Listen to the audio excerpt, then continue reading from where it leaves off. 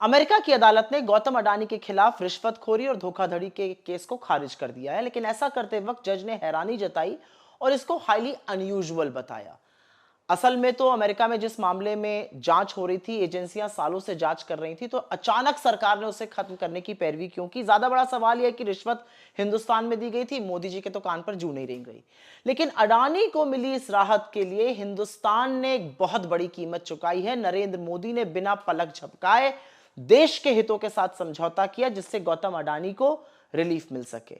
आपको कुछ बातें रिट्रोस्पेक्टिवली समझनी पड़ेंगी कि ऐसी रिलीफ कैसे मिली। ऑपरेशन सिंदूर के दौरान आपको याद होगा, जब पाकिस्तान की गर्दन हमारे जाबाजों के हाथ में थी, तब एकदम से अमेरिका ने सीज फायर घोषित कर दिया था। मोदी जी अभी तक नहीं बता पाए कि यह अनाउंसमेंट हमारे बजाय अमेरिका ने क्यों किया था। आपको याद होगा, 100 बार से ज्यादा ट्रंप ने सीज फायर का क्रेडिट लिया, लेकिन मोदी जी को इतना कुछ कहा, पर मोदी जी लगातार चुप रहे, उनके मुंह से एक शब्द नहीं फूटा। मोदी सरकार ने यूएस के साथ एक ऐसी ट्रेड डील की जिससे हिंदुस्तान का सिर्फ नुकसान ही नुकसान है। किसानों का नुकसान है, कारोबारियों का नुकसान है, अर्थव्यवस्था का नुकसान है, ट्रेड डेफिसिट बढ़ेगा, सब चौतरफा नुकसान है। अमेरिका का भर भर के फायदा है, लेकिन मोदी जी मूक दर्शक बने रहे।